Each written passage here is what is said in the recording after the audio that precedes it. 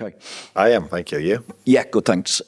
Obviously, Virgil said after the game at the weekend that there was going to be a meeting to thrash a few things out. I don't know whether you were part of that, but are you able to give us any insight as to what was thrashed out in that, or at the very least tell us how positive an exercise that could be for you guys?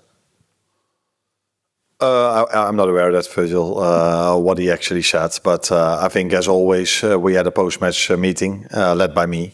I think once this season, as far as I'm aware of, the players came together. I don't even know which game that was, but it was months ago already. So we did have a post-match meeting to talk about all the positives we've done in that game, but also shown where we can do a little bit better to make sure that if you have a performance like that, where you have so many shots, most shots by any team in the Premier League this season, that then doesn't result in a draw, but that result then ends up in a win for us.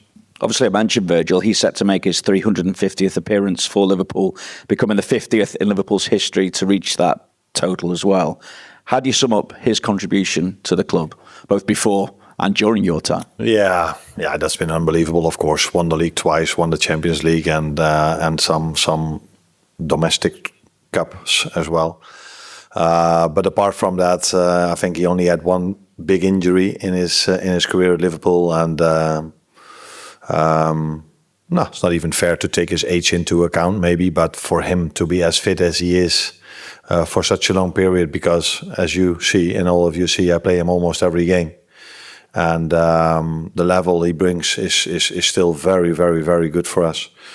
So, and that to be fit every single 3 days. So in 2 days we have to go to after 2 days of rest we need to go to Bournemouth again.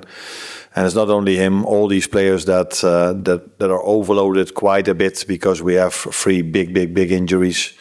That's why we have to play many times the same players, and Virgil is one of them. And to stay at that level and constantly be fit, and for all the things he's won for this club, he should, that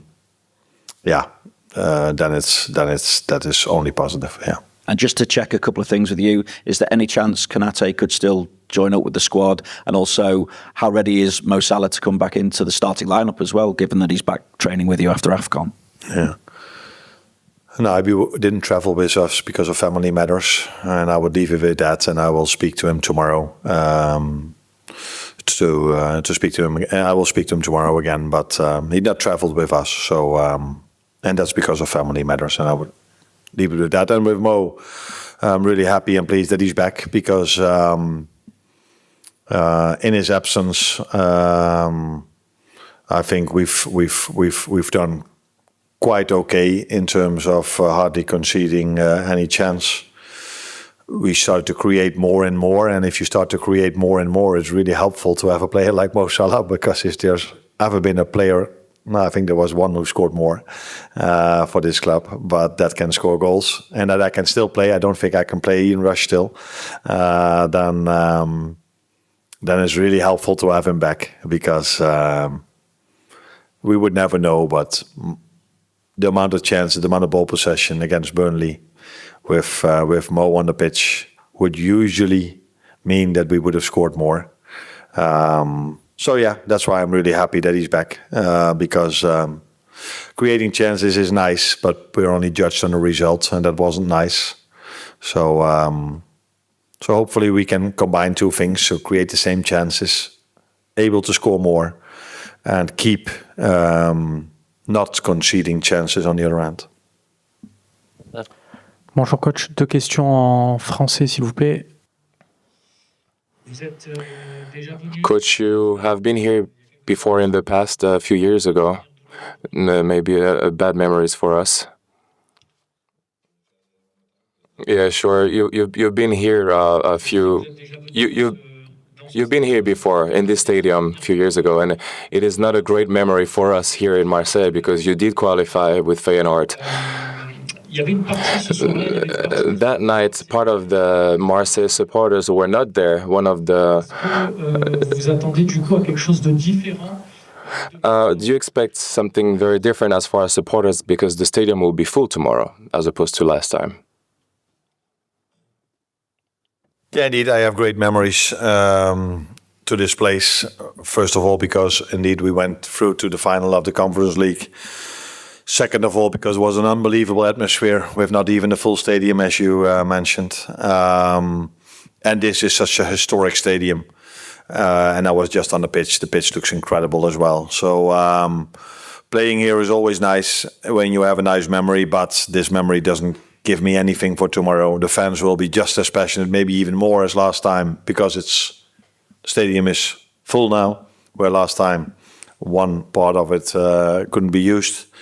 But we not only here for a great atmosphere, we also have to face a very good Marseille team. We have a very good squad and a very good manager that has shown in England how good he is, and has shown in more places in the world how good he is, but especially also at Brighton.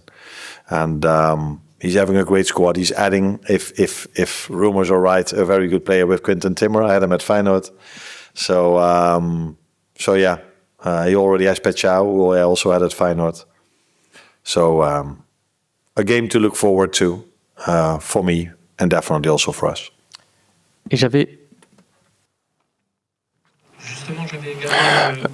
I also have a question about Timber. You recruited him back in the days, and now he should come to Marseille tomorrow. What could you tell us about him and also his positioning on the pitch? Because after your departure from the Netherlands, he's been used a little bit higher on the pitch. What do you think about that, and where do you think he's the most performant on the pitch? Now, first of all, I can only say very positive things about Quinten Timber as a person. His mentality in the time I've worked with him has been outstanding. A leader in the group, as I experienced it. Always showed up in big moments, so in difficult games. We had to play, he was always there. So his mentality is like his brother, Jurrien Timber, is outstanding. He can play in an offensive role. He can play in a bit more defensive role, but I think in between is in my opinion, his best. And with the way Roberto De Zerbi is playing, I would be surprised if this is not going to be a success, because De Zerbi has showed many times that he can bring the best out of players, and he gets a very good player with a lot of quality and a great human being with great mentality to work with. So usually that combination makes things really positive for Olympique Marseille. At the back. Oui, en français aussi. Coach. Bonjour, Florent Germain de RMC Sport. Je voulais que vous développiez. I would like you to develop about Roberto De Zerbi. Do you think he is part of the great coaches, European coaches, and maybe it would be led to lead some greater teams than Marseille, for example, in the future in England? Do you think he has a specific approach, a specific style, and is a different coach in this sense? Yeah, I regard him as one of the best managers in the world, because in my opinion, that should not always be judged on the amount of trophies you win. It should also be judged on the fact how you let your team play. And I think he's already working at a very big club, because Marseille is a very big club at the moment, but history-wise as well. And yeah, I'm not the one that's hiring coaches, but if I was one, he would definitely be very high on the list if I worked at a big club. Because I always like his team. I always like to watch his teams, and unfortunately, he's working in France now, so I follow not the Dutch, yeah, as well, by the way, the Dutch league, but the English league, of course, a little bit more. So when he was at Brighton, I saw his teams playing more, but it's also what he wants. But he's a very good manager, and it's not always fair to judge managers only on what they win. It should also be the style of play should be, in my opinion, very important as well, and the development of players. And that's what you see with him, that players always develop very well. And then sometimes when he leaves, these players are not as good anymore as they were with him. And that usually tells me how good of a manager you are. Carl? Hi, Anna. Hi. Just to go back to Mo, when he left for the AFCON, I think it's probably generous to say he had maybe some doubts or confusion about his relationship with the club and with you. I'm just wondering if you can tell us or give us an idea of how you see your relationship. Has that changed since he's been away, or have you spoken to him about it since he came back, or how is the situation now as you see it? As normal as it has always been. There was only one exception, and that was the game against Inter, where I didn't took him. But for all other games, he was there. And in the last game, he was at Liverpool. Before he went to the AFCON, he came in after 15, 20 minutes. And I think he had a very good performance in that game. So we were 1-0 up at the time, and we beat Brighton with 2-0. So I think he left in a situation that was good for him and for us, because we beat Brighton and he played again. And then he went to the AFCON, again did what he usually does, scoring goals. Unfortunately, he couldn't win the tournament, but there were other very good teams in that tournament as well. But got to the semi-final, and now he's back with us. And of course, I spoke to him today, and I'm happy to have him back, because, as I said, this season I've only had two wingers who would tell me that's their favorite position, that are able to play more than 100, that have played more than 100 minutes in the Premier League, and that's Mo and Cody. And there are other players who can definitely play in that position really good, by the way, as well, like Jeremy Frimpong and like Florian Wirtz. But if I ask Florian which is his favorite position, I don't think he's going to tell me left or right winger. I think he's going to tell me another position. But he's able to play there really well. And Jeremy, the same. I think he's mainly played as a fullback, but he's shown, especially also in the last game and also against Arsenal, how much a threat he can be off the right side. But in the last game against Burnley, he played as a fullback, by the way. So to have Mo back is, of course, helpful, because in his absence, we've created a lot of chances and not always converted them. And I think I saw today that he scored 45 goals for Liverpool at Champions League level, and the next player is a player with 5 goals, Virgil van Dijk. So it's nice to have him back, especially if he's able to reach that levels again, where he was able to score the 45, and that's what he can show tomorrow evening. The front. Arne, good evening. I can't help asking, but what do you think about the rumors about Xabi Alonso and Liverpool? Does they hurt you, and do you feel the rising pressure from your fans who are booing their team? And maybe you've talked to Xabi, maybe he called you, sorry. Yeah, he called me. He called me and asked, what do you think about the team? Because I'm going to take over in 6 months. So can you tell me a little bit more? Or maybe earlier, maybe he takes over tomorrow. No. This is one of the most weirdest questions I've ever got. Yeah, what's there to say to your answer? I'm working here now for a little bit more than 1.5 years, and I really like my work over here. Won the league last season, struggle more in the league this season. That's also obvious. So yeah, what's there left to say? And the booze, that's also what you said.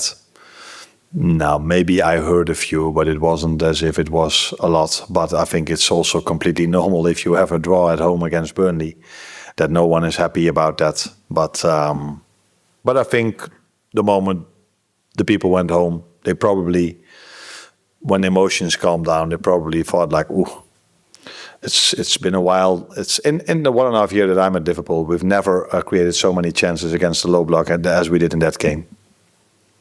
So maybe it was a little bit more positive than the results showed. But we're in the result business. I'm aware of that. Hi, Arne. Artur Kovács, RTL Hungary. Dominik Szoboszlai is also able to score in goals, and he scored goals in the recent Champions League games against Frankfurt, PSV, and Inter also. So is he more effective in scoring goals? What do you think about it? No, he's one of the players that is best if he plays at the midfield. And this year I had to use him a lot as a winger or as a fullback as well, which is a position he can play. But for obvious reasons, I had to play him also in different positions because players were unavailable for several reasons. But that Dominic has had a very good time here at Liverpool. Already 2.5 years, but I can say most about the 1.5 year I'm working with him. He's been very important to us, to the team. He could have scored a goal more, by the way, if he would have scored his penalty this weekend. But yeah, I think it was his second miss from 22 or 23 penalties. It's probably not a coincidence that it happens in this season. So because every time it's when Alexander Isak scores his goal and we're thinking, bam, now he's going. He gets injured for 3 months. When we have a very good game against Arsenal in the last minutes, it's a big injury for Conor Bradley that makes us sad again. If we're 3-2 up against Fulham and we think, now we're going to go, we concede a 3-3 in extra time. If we're 3-2 up against Leeds in extra time, we concede a 3-3 again. So it's a constant repetition of moments where we hurt ourselves or we get injuries, but this team has shown many times this season and last season that we're able to fight back in difficult circumstances. This club has shown that many times, but this club has shown that many times as well. And even this year, the amount of setbacks we had and the mentality they have shown every single game that they go out there, because there's not one game, except maybe for the City game, that we were outplayed. In the first half, by the way, not for the whole game. Palace first half, Palace was definitely the better team on the pitch as well.